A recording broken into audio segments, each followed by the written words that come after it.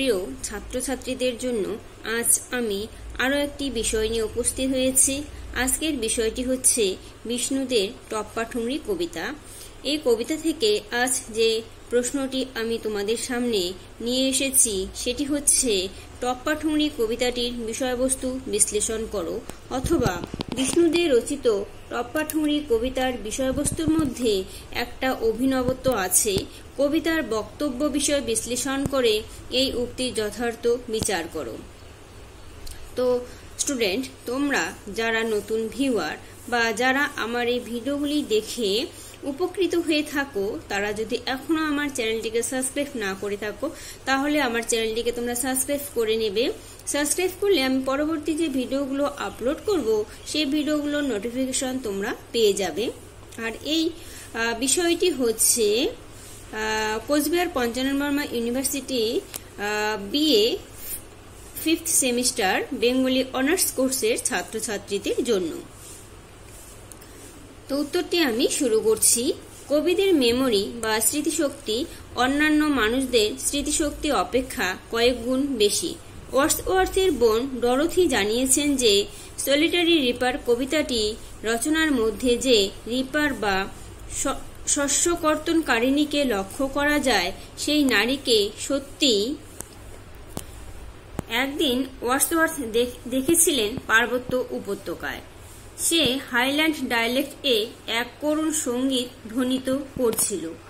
কবিতা লেখার প্রায় 15 বছর আগে এই দৃশ্য কবি দেখেছিলেন এবং তার মর্মে প্রবেশ করেছিল sweetest note that tell of saddest thought.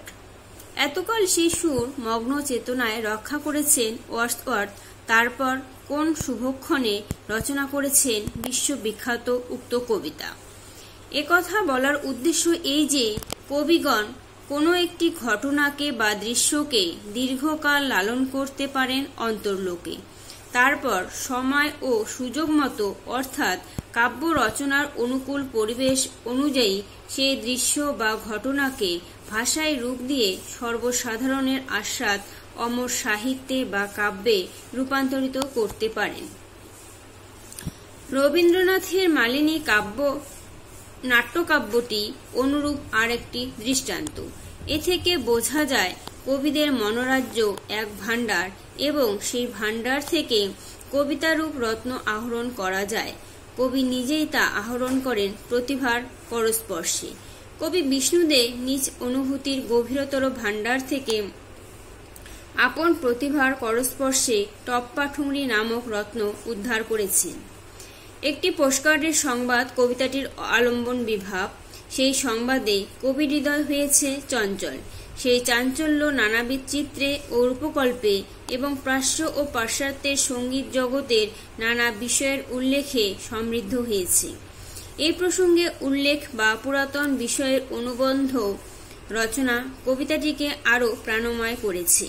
শুধু তাই নয়, পূর্বতন কবিদের চরণকে বা চরণাংশকে বিষ্ণুদে টপ্পা ঠুমরি কবিতায় এমনভাবে মিলিয়ে দিয়েছেন যে সেই সব চরণ কবিতাটির সঙ্গে অচ্ছেদভাবে সংযুক্ত হয়ে গেছে, আর সমগ্র কবিতা হয়েছে বিশেষ রূপে আস্বাদ্য। উক্ত পোস্টকার্ড এমনই এক প্রিয়জনের যে তার আগমন সংবাদ পিতশিকাটোর বেহালার মনমাতানো সুরে ঘূর্ণিরূপে প্রতিভাত হয়েছে কবির কাছে। সেই আবেগের প্রকাশ ঘটে রেডিওর ঐকতনে, জাগে বিস্ময়, জাগে আনন্দ।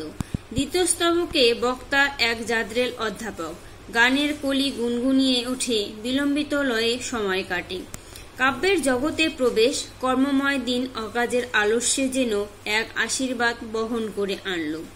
এখন শুধু অপেক্ষা সেই সময়টুকুর জন্য যখন আগমন ঘটবে বক্তার প্রিয়জনের। বলা বাহুল্য কবি নিজেই এখানে বক্তা গীতিকবিতার স্বভাব ধর্মে। বস্তুত অধ্যাপক কবি জানাচ্ছেন তার হৃদয়ের কথা। তৃতীয় স্তবকে কবিতার সন্ধ্যা এলো, একটা ম্লান মায়ায় জাগর হৃদয়ের গধূলি লগ্ন ভরে গেল। বিরহ বেদনা করুণ রাগিনী পিলু বারোয়ার মধ্যে শুধু একটু আশার আলো তথা নীলাভ আলো নিয়ে এলো তোমার পোস্টকার্ড, আর ওই সংবাদ বহন করে আনলো ট্রেনের দুরাগত ডাক। এরপর কবি তথা বক্তা রবীন্দ্রনাথের লিপিকা গ্রন্থের সন্ধ্যায় ও প্রভাতে গদ্য কবিতায় একটি চরণের আশ্রয় নিয়ে আশা প্রকাশ করেছেন যে তার বিরহের সন্ধ্যাকে প্রিয়জনের আগমনে প্রভাত যেন আশীর্বাদ করে চলে যায়। সূর্যদেব এর পূরবী ও বিভাসকে আশীর্বাদ করে চলে যাক। পঞ্চম ও ষষ্ঠ স্তবকে দেখা গেল প্রিয়জনকে অভ্যর্থনা জানাবার জন্য পথে বেরিয়েছেন কবি। রাস্তায় বাসের যন্ত্রবিকল, হাতে 25 মিনিট আছে, তার মধ্যে পৌঁছাতে হবে। আবার কবি রবীন্দ্রনাথের কবিতার একটি চরণ প্রয়োগ করেছেন হতাশার চরম অবস্থা বোঝাতে। ওরে বিহঙ্গ মোর। এই অবস্থায় বিহঙ্গ হতে পারলেই ভালো হতো, উড়ে যেতেন কবি প্রিয়জনের অভ্যর্থনা করার জন্য। সুতরাং বিকল বাস ছেড়ে ট্রাম ধরলেন তিনি। বড়বাজারের জনারণ্য, নানা ধরনের শব্দ, সিগারেট আর উনুনের ধোয়া, পানের পিক, নানা শ্রেণীর লোকের নানা ভঙ্গিমায়, ট্রামের ফেরিওয়ালার কল্লোল ইত্যাদি পেরিয়ে চলেছেন তিনি। সমস্ত বিষয়গুলি মিলিয়ে যেন এক অতি ঘনসংবদ্ধ সঙ্গীতের দ্রুত মূর্ছনা সৃষ্টি হয়। 7, 8 এবং 9 স্তবক তিনটিতে দেখা গেল ব্রিজের মুখে কবিকে ট্যাক্সি নিতে হলো। ব্রিজ পেরোনোর সময় স্টিমারের বাঁশি খালাসির গান শোনা যায়। ট্রাফিক থমকে দাঁড়ায়। বেতালা বেসুরো খালাসির গানের সঙ্গে শিরশিরে হাওয়া, চিমনির ধোয়া, জনস্রোত ভেসে যায় জীবন যৌবন ধনমান। শাহজাহান কবিতার চরণ এখানে চমৎকার প্রয়োগ করেছেন বিষ্ণুদী। পিঁপড়ের শাড়ির মতো অসংখ্য মানুষ জীবিকার পথে পথে চলেছে। কবির জানা ছিল না এত মানুষের গোপন পদসঞ্চার, নতুন অভিজ্ঞতা। ভিড়াক্রান্ত শহরে ট্যাক্সিও স্তব্ধ। আর মাত্র 5 মিনিট কবির হাতে। 10ম স্তবকে কালের যাত্রার ধ্বনি শুনিতে কি পাও। রবীন্দ্রনাথের কবিতার এই চরণের কথা নিজেকেই শোনাচ্ছেন কবি। দ্রুত সময় কাটে, গাড়ির সময় হয়ে এলো হাওড়ায় পৌঁছাবার। তবুও ট্যাক্সি চলে না। অবশেষে কোনো মতে পৌঁছলেন, ট্রেন এলো হাওড়ায়। কবি মগ্ন চেতনায় প্রিয়জনের মুখ ও কুলির হাঁক শোনেন, আর সুস্পষ্ট চেতনায় লাপসি জানায় দিদি আসবে 7ই। অথচ সেই প্রিয়জনকে আশা করেছিলেন তিনি। ভেবেছিলেন তন্দ্রালসার সন্ধ্যার গোধূলি ছায়ায়, ট্যাক্সির নিঃসঙ্গ মায়ায়, ট্রেনের ছন্দে স্পন্দিত তার হৃদয়ের গানে, হাতে হাত উষ্ণতায় সেই চরম প্রকাশ। অর্থাৎ হৃদয়ে সংযোগের কথা জানাতে চেয়েছিলেন, কিন্তু আসেনি লাপসির দিদি। কোন খেয়ালের পথে নিজের প্রাণশক্তি তথা লিবিডোকে চালনা করবেন কবি, তা ভেবে পাচ্ছেন না। কবির জীবনে ধ্রুপদী অবদমনের নিদ্রাহীনতা দেখা দেবে।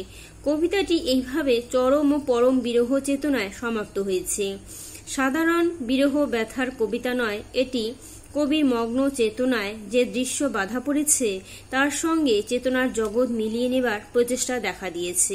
প্রিয়জনের বিরহ কবির জীবনে এক অবদমনের জন্ম দেবে, যা বাঁকা পথে চলার চেষ্টা করবে।